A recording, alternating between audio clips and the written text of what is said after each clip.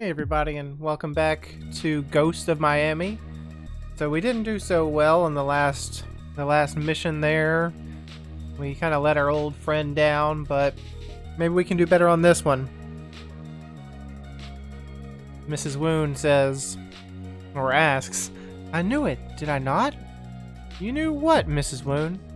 "I don't know what you're talking about, but it's early and I could use an egg sandwich."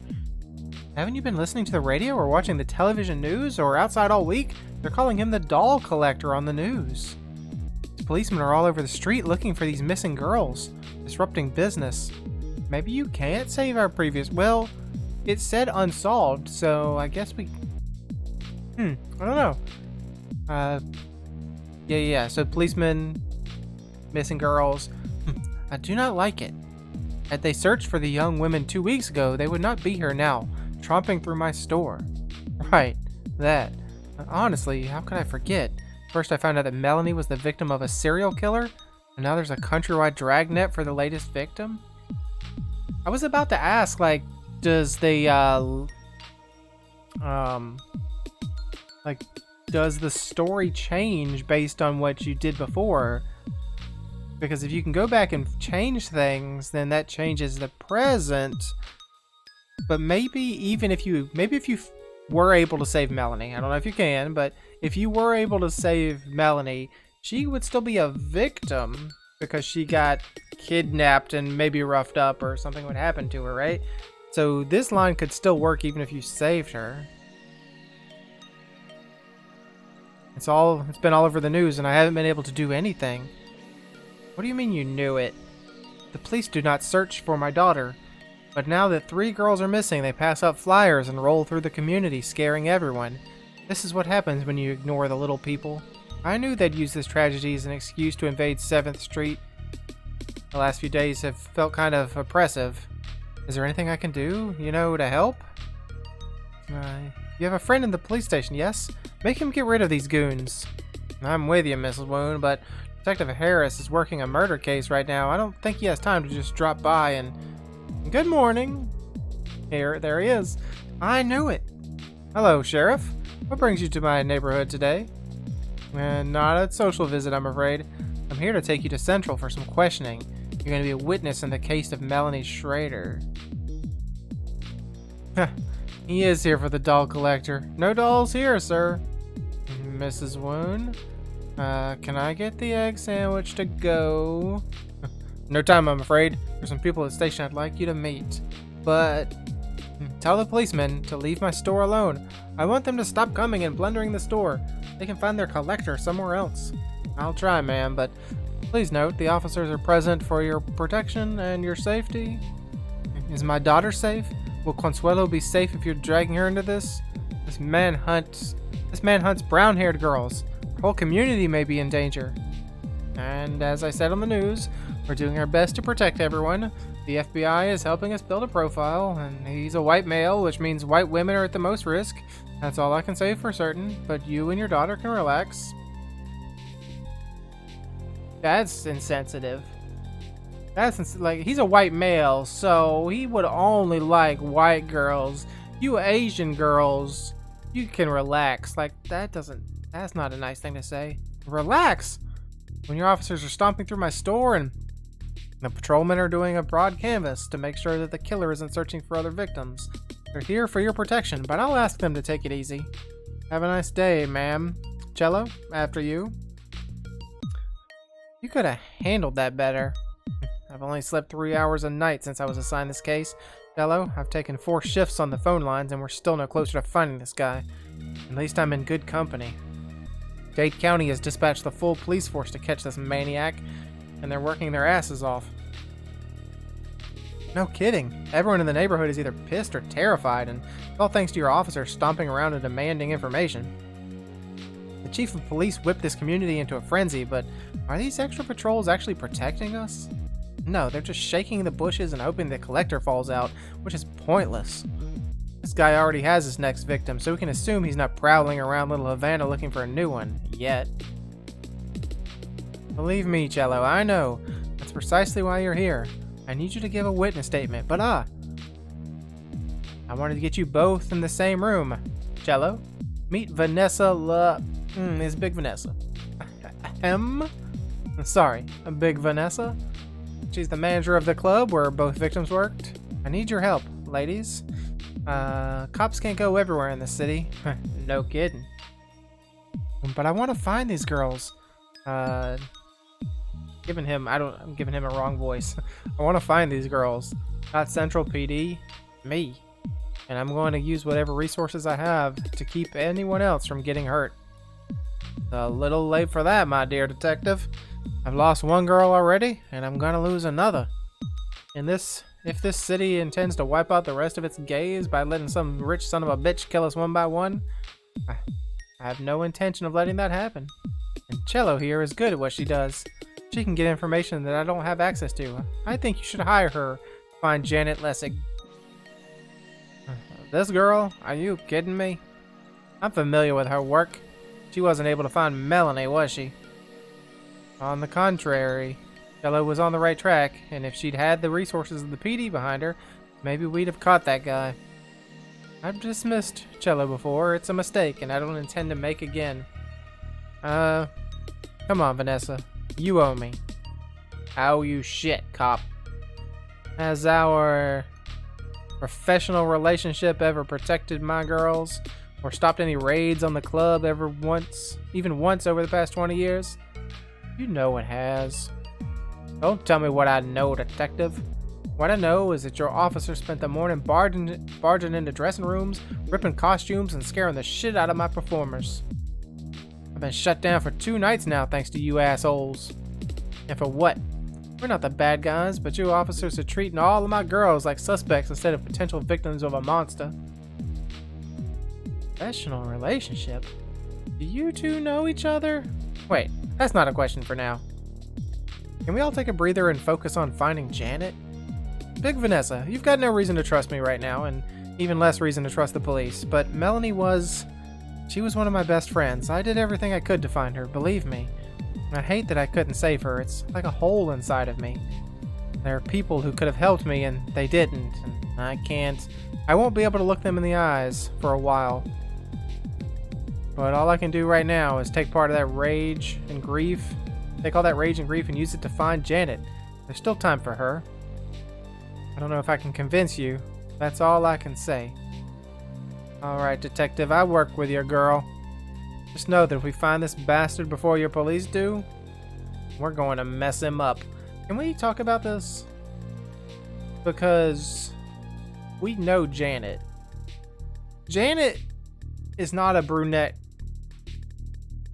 A brunette. Janet clearly has blonde hair. So Janet does not seem to fit the style or the profile of this what this guy is after. So what's all that about? Fine. Tell me what I can do to help. Is there any way I can get a look at the police files on the case? That depends. Have you filed for your private investigator license yet? Well, let's go ahead and say that the paperwork is in the mail, shall we? I want you to get started since we've got a lot of material to go through. Assuming, of course, that she has the job. Miss Martinez, I've been in this town a long time. They say no one's from Miami. They were all migrants here. But I planted my roots a long time ago. I've seen revolutions, large and small, little collapses and grand beginnings. Overtown used to be Broadway for colored folk. I've watched them muscle out our people and our businesses and build a highway over the ruins of a beautiful neighborhood. Maybe that's the agony of being an old woman. See all this change, and I just wanted to collect pretty things around me and keep them safe. People disappear, I know. I've lost friends and children and handsome fellows. Joe Lewis winked at me once at the Night Beat Club. Part of me just wants to let him go, you know? Unclench my fist and let everything I love float into the bay. Don't know what to do. I press my hand on hers and I can feel it shaking. Honey, don't think I'm so old that I won't flirt with a pretty young thing like you.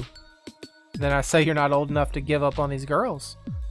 Flattery will get you everywhere, babe. You're hired. And assuming that Cello's private investigator license paperwork got misfiled by a county clerk, Big Vanessa winks at me as she hands Detective Harris a $20 bill. Let me show you the police files on the doll collector, Cello. Thanks to both of you. The files don't have much information, but more and more officers come by with boxes to contribute. Other possible victims, new leads. Turns out the doll collector had victims in South Carolina, in Georgia, and maybe Alabama too. Physical evidence found near Melanie Schrader tied almost 20 open cases together, all pointing to one killer, a serial killer. So I'm gonna say that it seems like there was no way to save Melanie. Melanie is destined to die no matter what changes you make. Everyone is mobilized to find Janet Lessig. Local law enforcement, the Coast Guard, even the FBI. Pattern was there all along, if only they'd seen it before Mel went missing. Let's see. Detective Harris received one convincing call on the tip line. A witness in Liberty City says she saw Janet get into a suspicious truck. Big V also mentioned discreetly that she'd introduced me to Melanie's landlady, Auntie. I'm not eager to talk to her again, but Auntie knows the area well, and I knew several of the other victims. There's also some indication that this killer may have victims across the state line. An FBI profiler is in town for the next 2 days to help with the manhunt. The hospital offered to pull some files for Central PD. Detective Harris said I could have a first look if I brought them to the precinct office afterwards.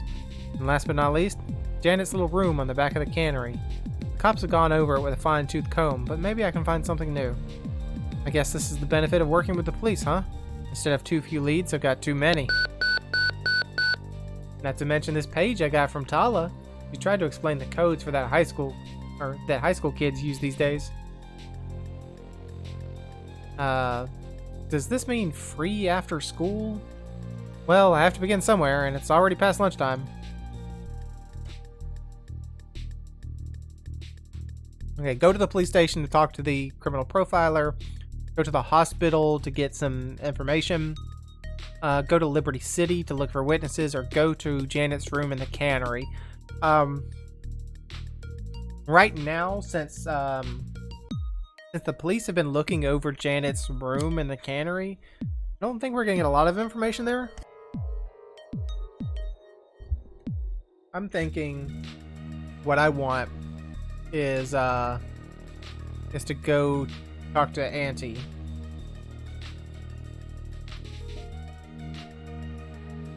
She knows everything about this place. Something about Liberty City sets off my flight or flight response. I keep thinking if I go south for 60 blocks, I'll be back at home, safe in Little Havana, where I'm welcome. I feel eyes on me peeking out from behind old, drippy AC units and sun-stained plastic blinds. No wonder the cops usually canvass neighborhoods in pairs. Even in broad daylight, I feel like I'm going to jump out of my skin. According to Detective Harris, the eyewitness called from the phone booth on this corner. The days are getting hot, so no one's around. He sounded scared, he told me, but most people here would know that white girls getting grabbed isn't good for anyone's neighborhood. So, what now? Just knock on doors, I guess? At least I don't look like a cop. 2 hours later, and I'm tired, stressed, and no closer to finding the witness. An enormous man who answered the door seriously implied that he would shoot me for asking him questions. Besides that, it was lots of nervous eyes and closed mouths. Cop or not, no one seemed willing to talk to a skittish Cuban girl. Here it is, the last apartment left to try. It's tiny, but it's a stone's throw from the payphone and has a good view of the street. Is anyone home? My friend got grabbed near here and I heard someone saw it happen. Please? I'm not trying to make waves, I just want to talk for a bit, then get the hell out of Liberty City. The door opens just barely. A young woman behind it shields the view into the apartment with her body. Well, I guess we're not going to talk to Auntie for some reason. Are you a cop? No, ma'am. I'm Cello Martinez. I'm looking for the doll collector, and I'm pretty sure at least 2 of his victims were taken from somewhere around here. White girls. Yes, white girls. Please, this guy is hunting in your community. I just want to get a killer off the streets. Girl, can you see me properly? No killer is hunting me or mine. I understand. I really do. Don't you get it, though? He's going after girls in places where the cops don't patrol. 4 desperate girls. Cops are doing a dragnet along Calle Ocho. If this guy doesn't get found soon, they'll come here next, busting down doors and asking questions. Do you want that? I can't help you. He's closing the door. What do I say? It's not just white girls. If you shut this door on me... Do we know if it's just white girls?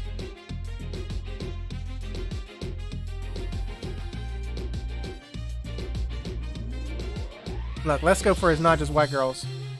That's not what the radio said. Look, the cops think the only victims worth mentioning are the ones who are white and pretty. You know how it is with them. Right. Please, did you see anyone get taken? Anytime in the last week? I'm not letting you in. I'm not looking for anything but an answer. I told you, I'm not a cop. I'm doing this for my own reasons. Cops are sweeping my neighborhood too. If it was just white girls, why would they do that? Not many blondes in Little Havana, are there? Reckon not. Last week, I saw a sweet red Chevy pulling out of the back lot. Someone sells girls out there and pays Grady with needles to watch them. Now, this Grady doesn't sound like a very good watchman if he let a killer slip through. Good enough to dial a phone, and that's all the good he has to be. Do you remember what kind of Chevy it was, besides the color? I remember that only brown-haired white girls got in. Only them. I'm not stupid. You strut up here saying you're not a cop, and then asking cop questions? Acting like I can't tell the difference between a dumb chick from South Beach and a hood girl? You're full of shit, Cello Martinez. So are you. Look, maybe you didn't see anything. Maybe your friend saw something and she chatted to you about it. That sound better?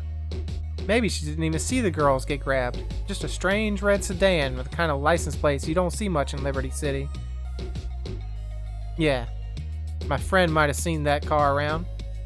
License plate starts with WNA, something like that. He told me it was a late model Chevy, 2 new and cherry red. 2 new? Not the kind of car a Liberty City boy can buy for his mama, if you get my drift. Gotcha. Did you notice anything strange about the last girl taken? The most recent one?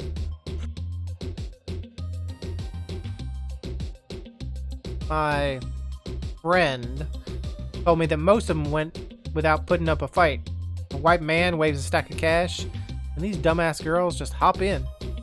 This one, though, she asked questions, leaned into the cab of the truck, but didn't jump in. Not sure what she was doing, but I don't think she was trying to turn a trick. Lucky that.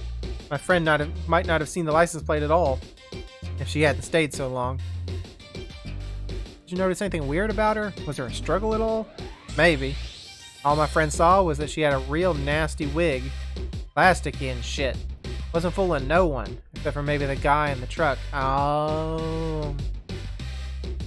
So Janet is a brunette because Janet dressed up with a wig to find the guy. She put herself out there as bait. I gotcha.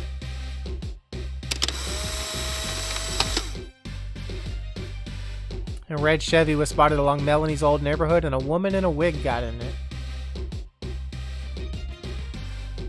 That's all, miss. I have to go now. Good luck.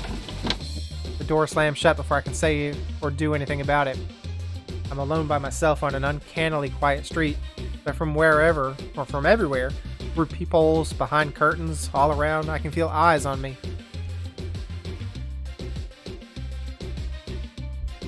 I've got leads to chase elsewhere. It's time to leave. Let's go pick up the... I don't really need to visit Tala on this. I'm sorry. Not important, Tala. Go to the, unless Tala's the new... I mean... Can we see Tala? Tala is a tall brunette. But I'm not going to visit Tala. I'm going to go straight to the hospital.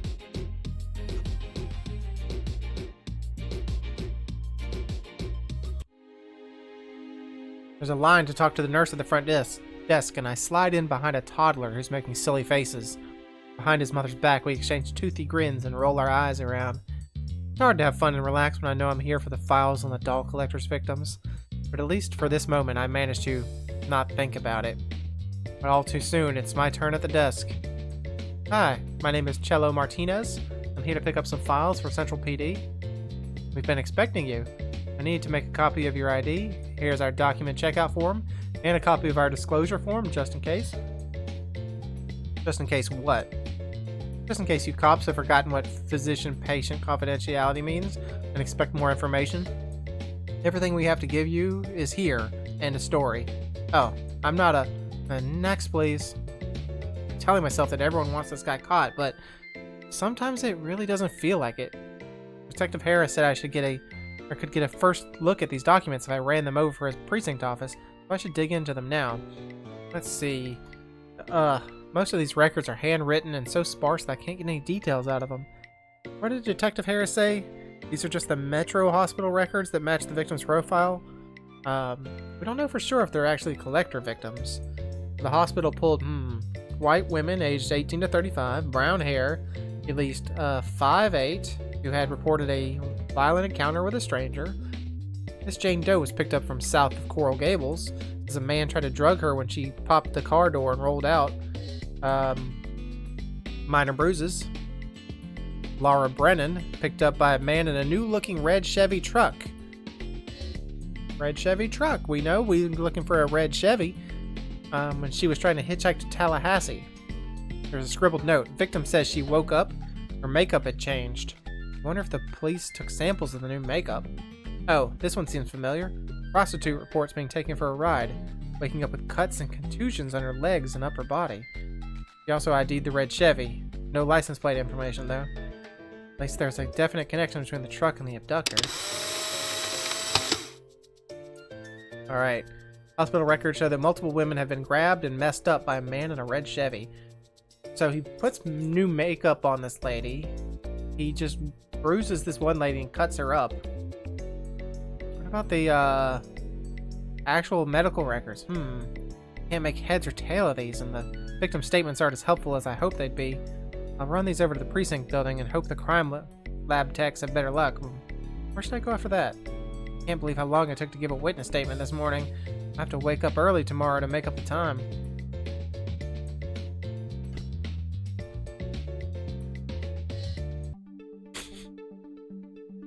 I race a storm back to Little Havana. Humidity makes my hair thick and heavy, but at least I beat the rain to the door. Once I'm inside, the storm really gets started. Thunder shakes the windows. In between raindrops, I see my reflection in the glass. I look the same as I did yesterday, a week ago, a year ago. I think. But I'm tired, bone tired. I'm feeling around the edges of this case, this murderer, the doll collector. Still can't see the shape of it. Maybe I never will. Part of me wants to call Lucy, get some drinks in a loud place, and forget that I'm chasing a serial killer. But I can't. Am I mad at Lucy for giving Melanie the coke? For lying about it all these years? I could go around in circles all night. At least I have someone to talk to. This is Georgia Cooper. Gee, I'm so glad I caught you. Is now a good time? It's always a good time for you, Jello. So I do have to make a curtain call in a couple hours. Oh, a show? So cool. That's how I bill myself, the amazing Georgia, Jello Martinez's coolest friend. So, what kind of trouble are you in? Why would you say that? I'm not in trouble. No one's in trouble. Jello, I know you. You only ever call when you're in trouble. I hadn't thought about it until just now, but you might be right. Georgia, did I fail Melanie? Oh no, sweetheart. By the time you started, that killer already had her. There's nothing you could have done. No, I don't mean these last few days. Back then, did I fail her by not saying anything to her or to Lucy, or when something was obviously wrong? I should have said something, right? I remember back then. Felt like the whole world was against Lucy, as Miami had no crime at all until the Escobars were there, and everyone felt entitled to take it out on her. In middle school, at least. In high school, she was untouchable. By then, everyone was afraid of her, and I think that was even harder. Never said it out loud, but I always thought that we'd hurt Lucy's feelings if we ever talked about it. Felt the same way. Talking to you and Lucy the other day, I guess I still do. Lucy only ever let us in because we treated her like a normal person. Now she's more powerful than ever and more detached from how her actions affect people like Melanie. And as kids, we were a part of it. There's no denying that. Now we're all grown up. What do I tell her, Georgia? Talk to her like an adult.